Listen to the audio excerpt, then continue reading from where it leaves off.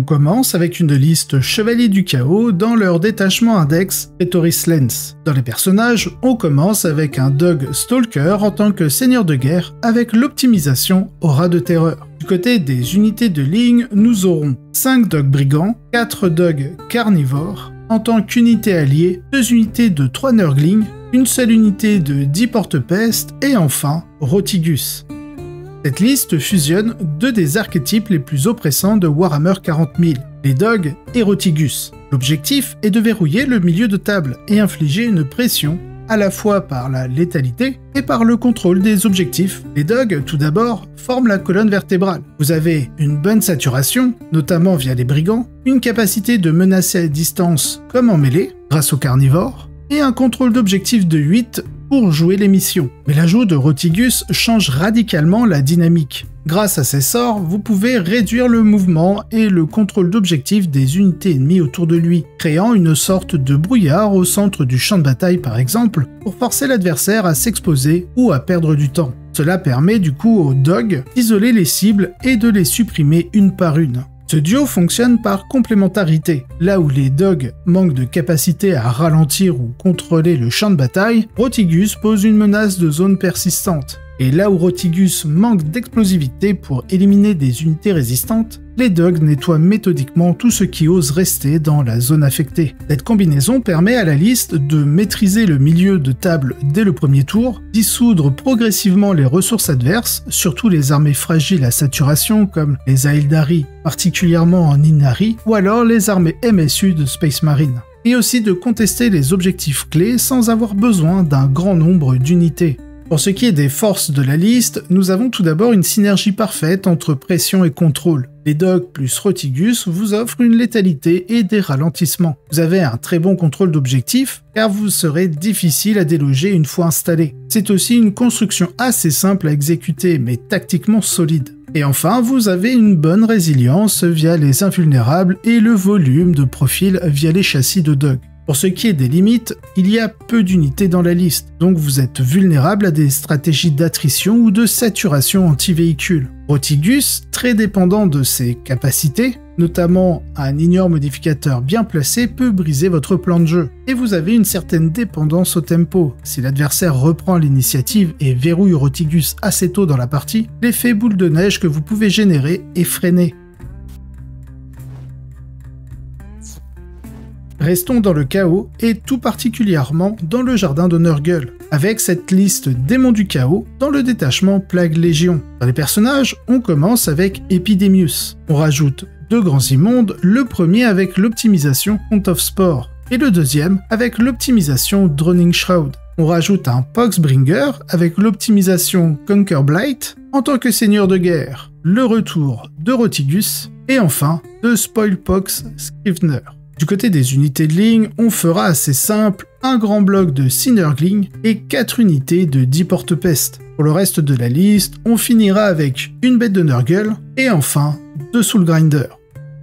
Cette version monodieu de la faction démon fait honneur à Nurgle, avec une approche fondée sur la saturation de menaces massives et une capacité unique à briser le moral de l'adversaire. Oubliez la subtilité. Ici, on avance méthodiquement, lentement, mais avec une pression irrésistible et surtout constante. Le cœur de la liste repose sur une série de monstres, voire véhicules démoniaques, tous améliorés par l'aura des grands immondes qui les propulse à une endurance de 12 à 13. Ce simple élément rend presque caduque toute tentative classique de les éliminer par la force brute, en particulier dans un méta orienté vers la létalité contre les endurances 10 et 11. Le détachement Plague Légion offre également un arsenal de mécaniques de Battle Shock redoutables, qui viennent punir les armées de MSU, Multiple Small Unit, ou celles reposant sur des interactions à base d'action et de stratagèmes. Couplé à une endurance élevée, cela signifie que l'adversaire doit allouer davantage de ressources pour espérer tomber une seule menace, et peut se retrouver dans l'impossibilité de répliquer correctement, voire de marquer, s'il échoue ces fameux tests de Battle Shock. Sur le plan de la mission,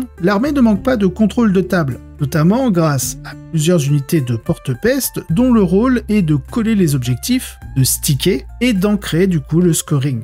Une résilience naturelle et un coût modéré permettant d'aligner plus de volume d'unités que dans les listes multi-dieux, comme nous avons pu le voir dans d'autres vidéos avec l'incursion démoniaque. Mais il y a aussi des menaces secondaires qui obligent l'adversaire à jouer en réaction permanente. Mais vos unités de scoring sont aussi des menaces secondaires qui obligent l'adversaire à jouer en réaction permanente. Pour ce qui est des forces de la liste, nous aurons déjà une durabilité extrême. Endurance 12 passant à 13 sur la majorité des grosses cibles, invulnérable à 4 et pour certains une insensibilité à la douleur. Vous avez aussi une pression sur le moral via les tests de Battle Shock, une capacité à tenir les objectifs avec des unités peu chères mais résistantes comme notamment les porte-pestes. Et vous avez aussi un tempo difficile à inverser. Si l'adversaire subit le deuxième tour, la partie devient rapidement irréversible pour lui.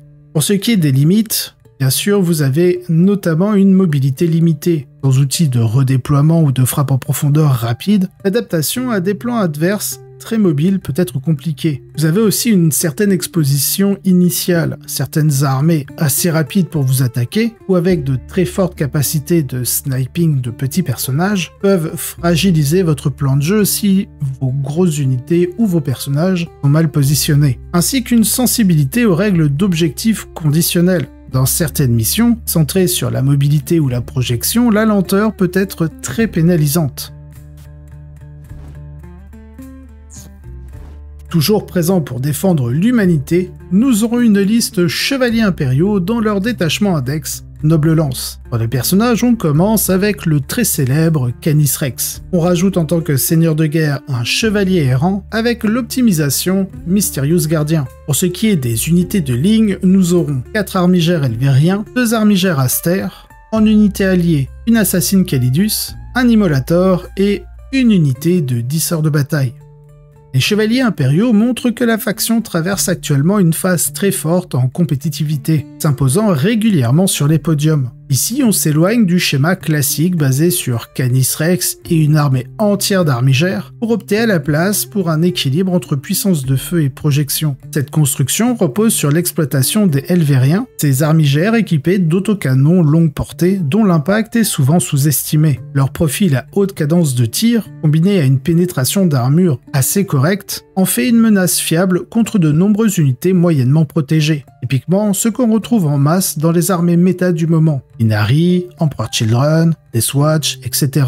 La vraie clé ici, c'est la synergie avec un immolator allié, utilisé pour retirer le couvert à une cible précise et ainsi maximiser l'efficacité des tirs des Elvériens. Côté projection et contrôle de table, la présence d'un chevalier errant équipé de l'amélioration de téléportation via le gardien mystérieux apporte une capacité de repositionnement, permettant d'accéder rapidement à des objectifs secondaires ou à un flanc non contesté. Donc, de forcer votre adversaire à jouer plus prudemment, voire à garder des ressources dans sa ligne arrière afin de vous empêcher de vous téléporter là-bas. Et ce n'est pas tout. En octroyant la capacité assaut à une unité via sa capacité de lige, le chevalier errant permet à un Elvérien de tirer et avancer. Un double effet rarement exploité, mais ici assez central. Cela ouvre une mobilité inattendue à une unité souvent figée dans un rôle statique. Ce choix permet de réduire la dépendance aux armigères Aster, tout en maintenant une pression emmêlée assez crédible.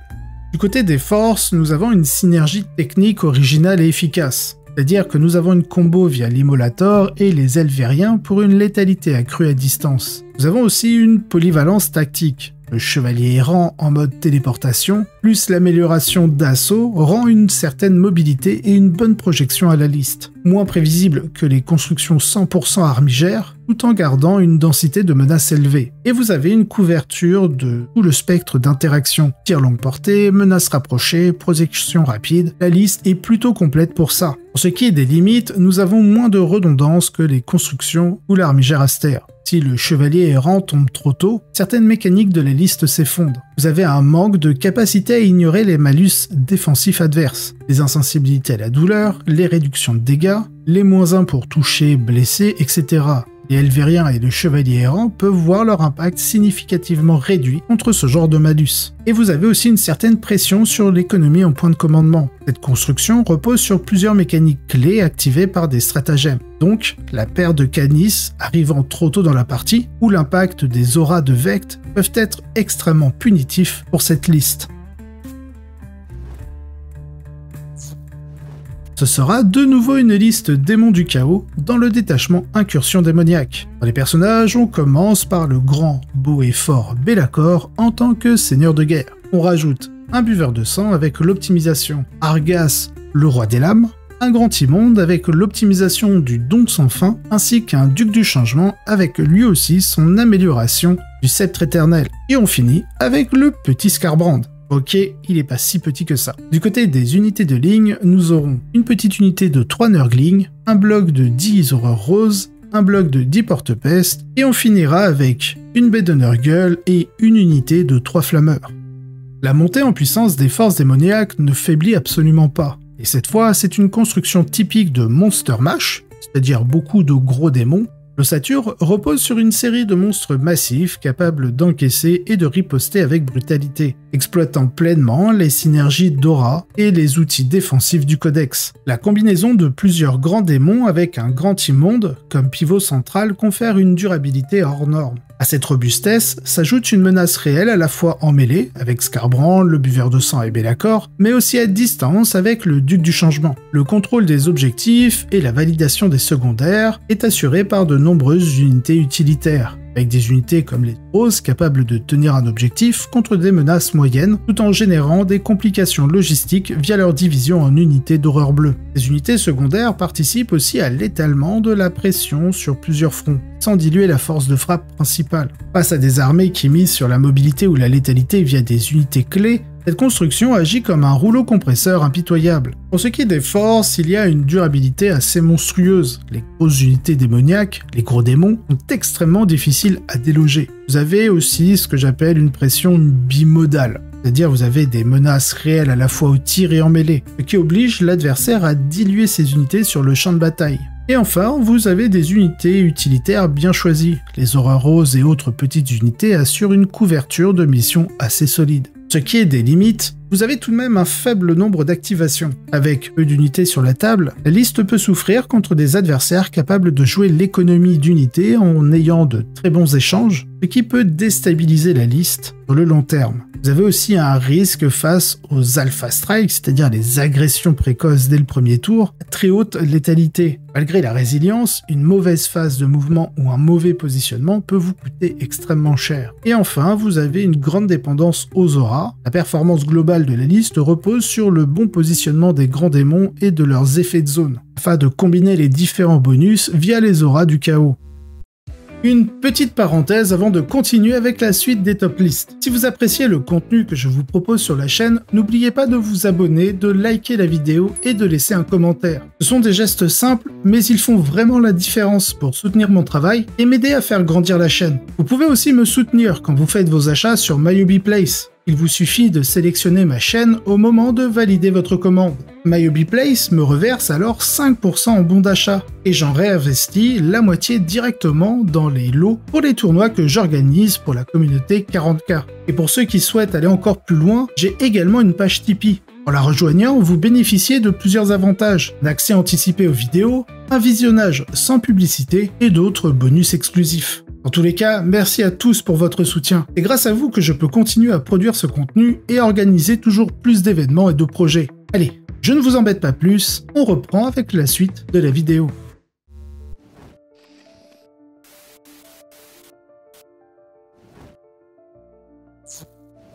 On débute avec une liste Astra Militarum dans le détachement Combined Arms. Dans les personnages, on commence avec Ursula Creed en tant que seigneur de guerre, 2 unités de commandement cadienne, une unité de commandement Militarum Tempestus, un Ogryn garde du corps, un Rogaldorn Commander avec l'optimisation grande stratégiste. Côté unité de ligne, nous aurons une unité de 10 chocs de troupes cadiennes, un grand bloc de 20 d'escortes de Krieg, en transport dédié de Taurox, et pour le reste, 2 unités de 10 Kasserkin, une seule unité de 10 Tempestution, un Highland avec le canon Inferno, 2 Leman-Russ Battle Tank, un Leman-Russ Exterminator et une sentinelle de reconnaissance.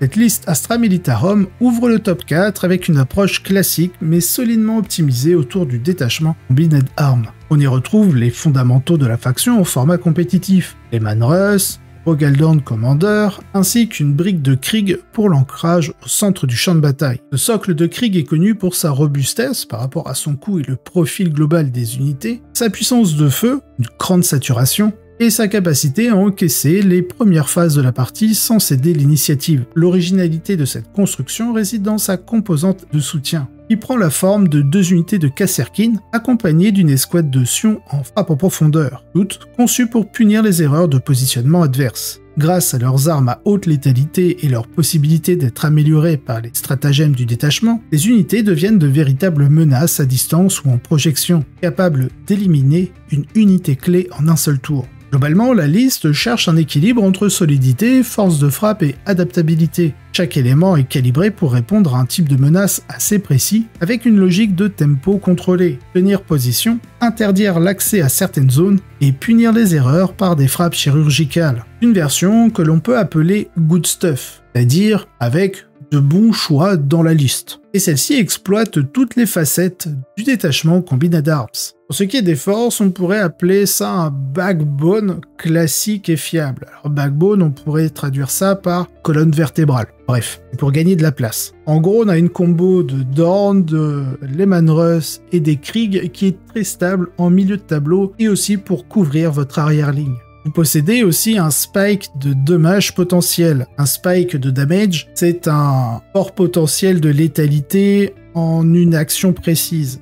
C'est-à-dire en une activation, vous pouvez vraiment développer une létalité extrême, notamment via les Kasserkin et les Sion, qui à un moment donné permettent de projeter une menace létale assez inattendue, ce que j'ai tendance à appeler un effet shotgun. Vous avez aussi une polyvalence stratégique, c'est-à-dire que la liste est capable de gérer la pression en début de partie, early, et d'inverser l'élan avec des contre-attaques très ciblées. Pour ce qui est des limites, vous avez une courbe de létalité qui est progressive. La liste monte en puissance au fil des tours. Du coup, elle peut peiner face à une armée qui est très agressive dans les 2 premiers tours. Vous avez aussi une gestion limitée des listes à base de spam de petites unités, les MSU. Face à une saturation de petites unités rapides comme le culte Genestealers, les orques, Zaildari, etc.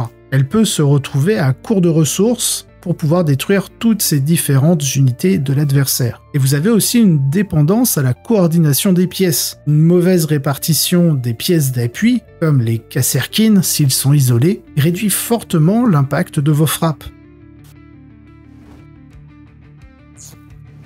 Nous aurons une liste Deathguard dans le détachement Marteau de Mortarion. Les personnages, on commence avec un seigneur de la contagion, 2 seigneurs de la virulence, le premier avec l'optimisation Shrekworm familiar, et le second en tant que seigneur de guerre avec l'optimisation Tendrilus émission. Pour ce qui est des autres unités, nous aurons 2 unités de rejetons du chaos, 3 unités de 3 Deathshroud Terminator, 3 drones avec les Blade Launcher lourds, un seul Mephitic, 3 Plague Burst Crawler.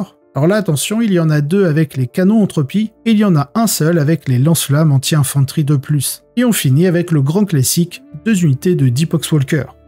Au milieu de l'effervescence provoquée par les détachements Virulent Victorium et Champion of Contagion, que nous avons vu dans une vidéo précédente, la présence du détachement Marteau de Mortarion dans la compétition confirme la richesse du nouveau codex Deathguard de 7v10. Cette liste repose sur une approche différente, fondée non pas sur l'infanterie lourde et le contrôle direct du milieu du champ de bataille, mais sur la saturation d'artillerie combinée à une pression progressive. Le tout de cette construction réside dans la synergie entre les chenillés Crash Pest et le seigneur de la virulence. Grâce à sa capacité à conférer de relances pour blesser, cette combinaison permet à la Deathguard de s'inscrire dans un style de jeu habituellement réservé à des factions comme l'Astra Militarum ou l'Eto, infliger des dégâts importants sans avoir obligatoirement besoin de lignes de vue directes. Une mécanique qui devient d'autant plus pertinente dans une méta dominée par les unités d'élite qui cherchent à se cacher derrière des ruines ou en fond de cours. Mais le marteau de Mortarion ne s'arrête pas là, il permet aussi une meilleure projection, notamment via les drones, devenant des outils polyvalents capables de harceler, scorer et menacer en profondeur.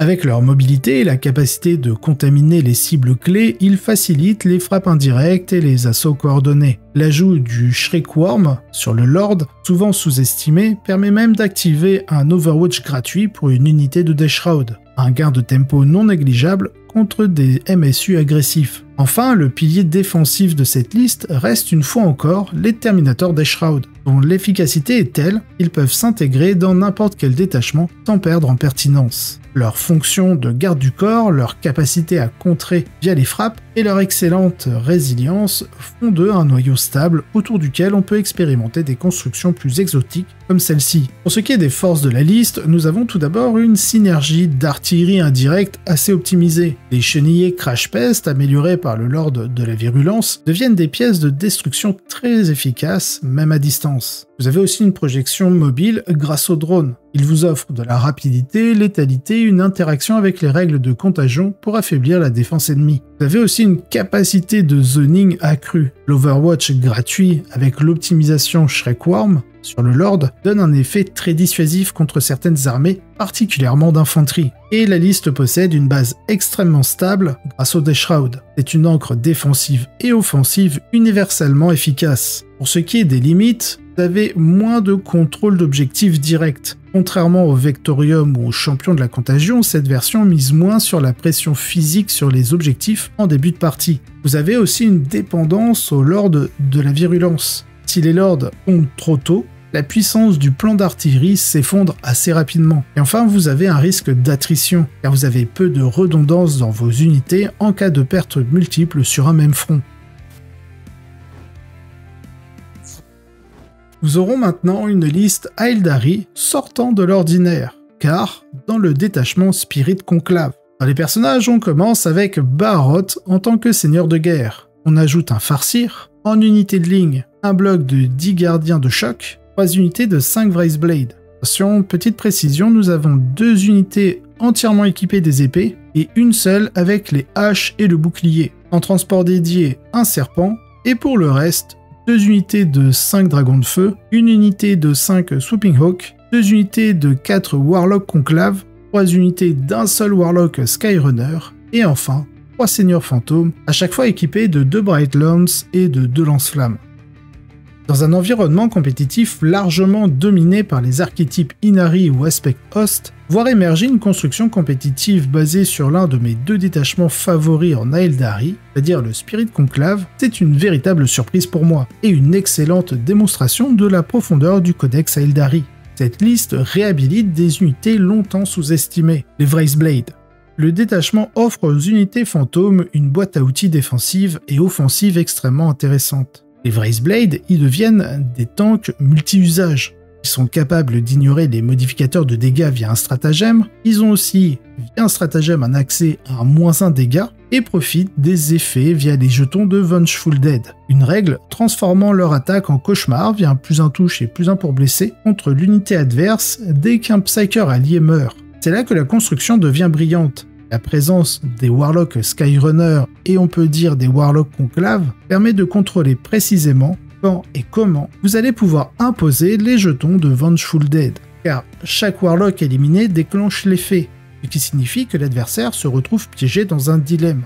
S'il laisse les Warlocks vivre, les Wraithblade avancent sans entrave. S'il les cible, il alimente leur fureur. C'est une forme très élégante de dissuasion par la conception de la liste. En soutien, vous avez les Seigneurs Fantômes, qui sont excellents dans tous les détachements Aeldari, mais ici ils bénéficient eux aussi des effets de Vengeful Dead, la règle de détachement. On a 2 unités de dragons de feu dans le serpent, toujours aussi fiables pour détruire une cible. Ils menacent en profondeur sans nécessiter de soutien particulier. Les dragons de feu sont entièrement indépendants. Et enfin, on complète avec Baharroth, qui apporte un scoring, une mobilité et une disruption via les grenades, des Swooping Hawk très intéressantes dans la liste. Cette construction prend complètement le contre-pied de l'approche glace canon classique des Aeldari. Il se montre capable de tenir le terrain, de forcer l'adversaire à des décisions inconfortables et de punir sévèrement toute erreur d'évaluation. C'est une approche directe, robuste et diablement bien construite. Pour ce qui est des forces de la liste, évidemment nous avons les Wraithblade qui sont très difficiles à éliminer. Vous avez aussi une activation technique via les jetons de Vengeful Dead avec le sacrifice contrôlé de Warlock. Une bonne capacité d'ancrage et de contre-attaque grâce aux Seigneurs Fantômes et aux Dragons de Feu. Et vous pouvez imposer une pression sur l'adversaire qui ne peut pas cibler facilement sans avoir des conséquences. Ce qui est des limites, vous avez moins de projections qu'en Inari ou Aspect Host, donc vous êtes assez dépendant de la gestion du tempo. Vous avez aussi un risque de saturation contre les armées très populeuses, votre faible nombre d'attaques pouvant ne pas suivre ce genre d'armée. Et enfin, les jetons de Vengeful Dead nécessitent des pertes entre guillemets contrôlées. L'adversaire prudent peut ralentir votre plan de jeu, et donc vous rendre un peu moins efficace que d'habitude.